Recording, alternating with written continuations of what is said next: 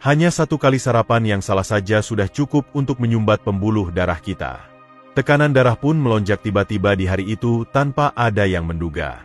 Bagi bapak, ibu, kakak, dan adik, sarapan adalah dasar kesehatan sepanjang hari, tetapi banyak di antara kita yang menghadapi masalah kesehatan, terutama di usia 50, 60, bahkan 70 tahun.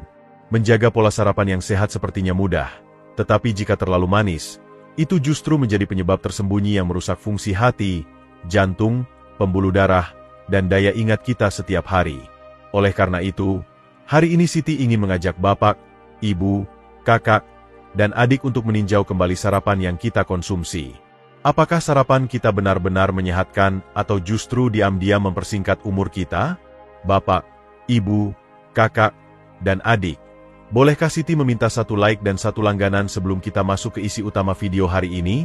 Sekarang, Siti akan berbagi dengan bapak, ibu, kakak, dan adik tentang menu sarapan yang sudah akrab dengan kita, serta cara terbaik agar tidak mengundang penyakit ke tubuh kita. Pertama, yaitu bubur jeroan. Bubur sejak lama menjadi makanan yang sangat dikenal, terutama bagi orang-orang lanjut usia karena teksturnya yang lembut, mudah dikunyah, enak, dan mudah dicerna. Namun, ini adalah salah satu menu sarapan yang paling berisiko bagi kesehatan, yang jarang disadari orang. Jeroan seperti hati, usus, dan paru mengandung kadar kolesterol yang sangat tinggi. Kolesterol jahat ini bisa menyumbat aliran darah kita. Dalam jangka panjang, ini berbahaya karena bisa menyebabkan penyumbatan pembuluh darah jantung. Tidak hanya itu, jeroan juga kaya akan purin, zat yang meningkatkan asam urat dalam darah, yang dapat memperburuk kesehatan kita.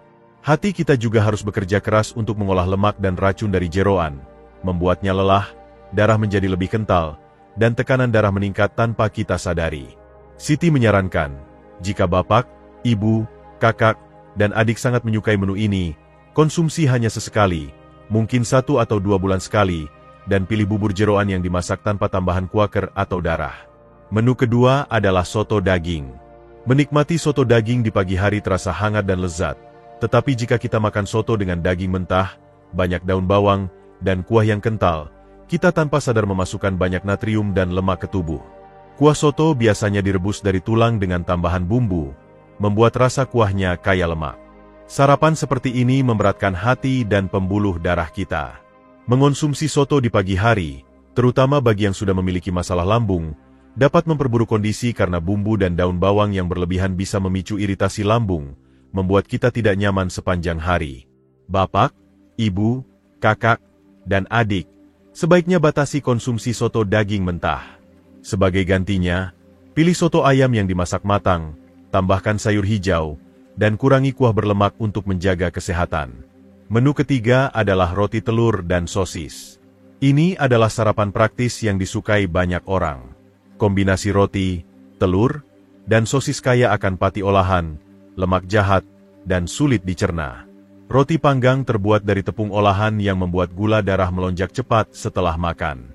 Telur setengah matang mengandung kolesterol tinggi, sedangkan sosis seringkali mengandung banyak lemak, bumbu, dan kadang-kadang bahan pengawet. Sarapan seperti ini dapat menyebabkan hati berlemak, kolesterol meningkat, dan gula darah naik. Bapak, ibu, kakak, dan adik, sebaiknya konsumsi menu ini secukupnya. Hindari sosis, kurangi saus asin, dan tambahkan sayur segar untuk menyeimbangkan nutrisi. Menu keempat adalah nasi goreng. Bagi yang sibuk, nasi goreng sering jadi pilihan cepat karena praktis. Siti memahami hal ini, tetapi ini adalah salah satu sarapan yang diam-diam merusak kesehatan, terutama bagi lansia. Nasi yang digoreng pada suhu tinggi, terutama jika sudah kering dan keras, menghasilkan racun seperti akrilamida, zat yang oleh ilmuwan dikaitkan dengan risiko kanker lambung. Selain itu, nasi goreng yang renyah dan kecoklatan menghasilkan radikal bebas, yang dalam jangka panjang merusak sel-sel tubuh dan mempercepat penuaan otak. Jika nasi tidak disimpan dengan baik, risiko kontaminasi bakteri juga meningkat. Menu kelima adalah roti tawar dengan susu kental manis. Ini mungkin sarapan cepat yang sangat disukai. Sepotong roti tawar yang renyah dengan susu kental manis memang lezat, tetapi ini adalah perangkap gula dan pati. Siti berharap bapak, ibu, kakak, dan adik, terutama yang memiliki diabetes atau hati berlemak, menghindari menu ini. Roti tawar terbuat dari tepung olahan, membuat gula darah melonjak cepat. Susu kental manis mengandung gula tinggi yang memaksa pankreas memproduksi insulin berlebihan, yang lama-kelamaan membuatnya lelah, gula darah tak terkontrol, dan meningkatkan risiko hati berlemak serta masalah jantung. Bapak, ibu, kakak, dan adik, hanya dengan menyesuaikan sarapan, kita bisa melindungi hati dan jantung, serta memperpanjang umur. Selanjutnya, Siti akan berbagi menu sarapan yang lezat, bergizi, dan menyehatkan untuk dikonsumsi setiap hari. Menu pertama adalah oatmeal. Oatmeal kaya akan beta-glukan, serat larut yang menurunkan kolesterol jahat, LDL, melindungi pembuluh darah, dan mengurangi risiko aterosklerosis. Susu almond atau susu kedelai menambah lemak sehat dan vitamin E, yang menutrisi saraf dan melawan penuaan. Tambahkan chia seed untuk omega 3 yang baik untuk jantung, dan series pisang untuk kalium yang memberikan energi alami dan mudah dicerna. Menu ini cepat disiapkan, hanya 5-7 menit. Masak oatmeal dengan chia seed, tambahkan pisang matang, dan sarapan sehat pun siap. Menu kedua adalah ubi jala rebus dengan sayur segar. Ini adalah sarapan sederhana namun sangat bergizi. Ubi jalar kaya serat, vitamin A, dan kalium, membuat kita kenyang lama, mendukung pencernaan, dan mencegah sembelit, masalah umum di kalangan lansia. Serat dalam ubi juga menjaga gula darah stabil, dan mengurangi penyerapan kolesterol jahat. Tambahkan sebutir telur rebus untuk protein tanpa meningkatkan kolesterol berlebihan, serta sayur seperti bayam, kol plai, atau oyong untuk vitamin, mineral, dan antioksidan yang memperkuat pembuluh darah, hati, dan ginjal. Siti merekomendasikan sarapan ini 2-3 kali seminggu. Lezat, ringan, dan menyehatkan untuk jantung, hati, dan ginjal, terutama bagi lansia yang sering sulit tidur atau stres. Menu ketiga adalah sup bayam merah. Bayam merah kaya beta-karoten, prekursor vitamin A, yang baik untuk mata, melindungi saluran pernapasan, dan meningkatkan daya tahan tubuh. Biji lotus, yang diakui dalam pengobatan tradisional dan ilmu modern, menenangkan pikiran, mengurangi kecemasan, membantu tidur nyenyak, dan mencegah kelelahan saraf. Ini adalah pilihan ideal untuk pagi hari saat bapak, ibu, kakak, dan adik merasa lelah dan ingin menghindari makanan berminyak. Cara memasaknya sederhana. Rebus bayam merah dengan daging tanpa lemak, sajikan dengan nasi merah. Bapak, ibu, kakak, dan adik, banyak yang berpikir sarapan tidak boleh berupa sup. Tetapi semangkuk sup bayam merah dengan daging tanpa lemak dan nasi merah adalah pilihan ideal untuk melindungi hati, jantung, dan pencernaan. Bayam merah kaya vitamin C alami, yang membantu detoksifikasi hati. Nasi merah menjaga gula darah stabil, mengurangi lemak, dan mendukung pencernaan. Sarapan ini cocok untuk lansia dengan tekanan darah tinggi, hati berlemak, diabetes, atau sembelit. Menu keempat adalah ikan kukus dengan sayur hijau.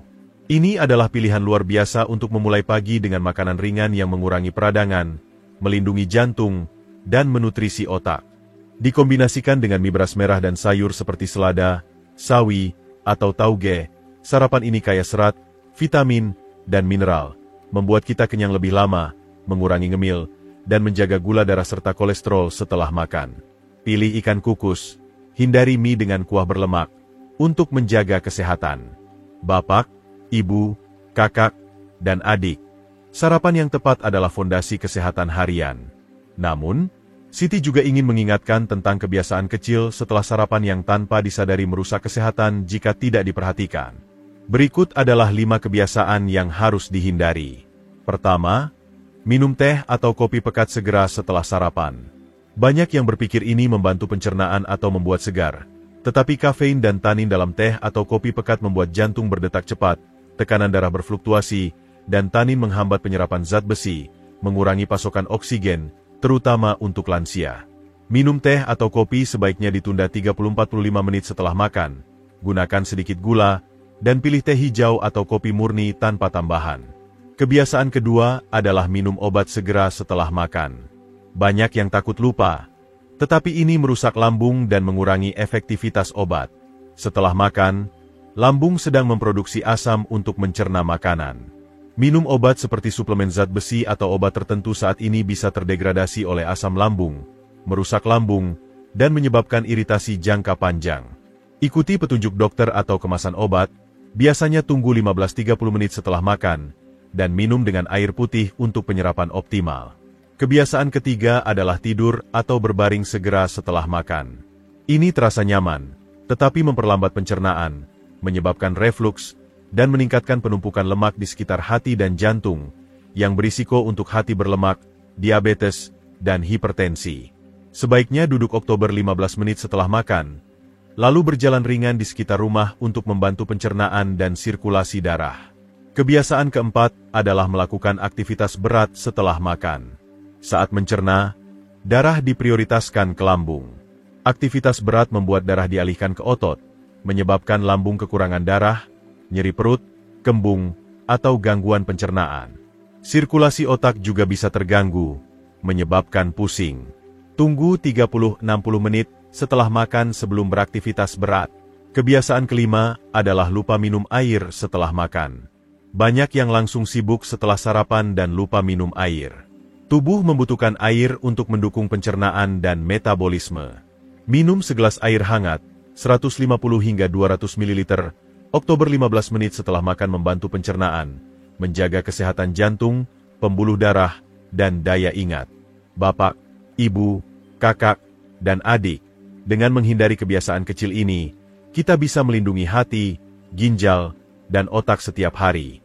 Selanjutnya, Siti akan berbagi 3 hal yang sebaiknya dilakukan setelah sarapan untuk menjaga kesehatan. Pertama, pijat ringan tangan dan kaki. Banyak lansia merasa kesemutan setelah sarapan. Luangkan beberapa menit untuk memijat lembut dari pergelangan tangan ke ujung jari dan dari pergelangan kaki ke jari kaki, masing-masing sisi 2-3 menit. Ini meningkatkan sirkulasi darah dan mengurangi rasa kaku atau dingin. Kedua, lakukan meditasi ringan atau dengarkan musik lembut selama 5 menit. Ini membantu menenangkan pikiran, menstabilkan detak jantung, mengurangi hormon stres seperti kortisol, dan mencegah kecemasan atau depresi yang sering dialami lansia. Ketiga, tulis beberapa baris di jurnal atau baca buku. Pagi adalah waktu ketika pikiran kita paling jernih. Menulis rasa syukur atau hal-hal positif hari ini, atau membaca beberapa halaman buku, membantu mengarahkan pikiran ke hal positif, meningkatkan semangat, dan melatih otak untuk mencegah penurunan kognitif. Bapak, ibu, kakak, dan adik tersayang, sarapan bukan sekadar makan, tetapi fondasi kesehatan sepanjang hari, bahkan di usia tua. Siti berharap tips yang dibagikan hari ini membantu kita memahami cara makan, bertindak, dan menghindari hal yang salah untuk menjaga kesehatan hati, ginjal, dan tubuh secara keseluruhan. Jika video ini bermanfaat, mohon berikan 1 like dan langganan ke saluran Siti untuk mendukung lebih banyak konten kesehatan yang mudah diterapkan. Jangan lupa bagikan video ini ke keluarga dan teman, agar kita semua bisa hidup sehat dan bahagia bersama anak cucu. Terima kasih atas perhatian dan dukungan Bapak, Ibu, kakak, dan adik. Sampai jumpa di video berikutnya dengan topik yang lebih praktis.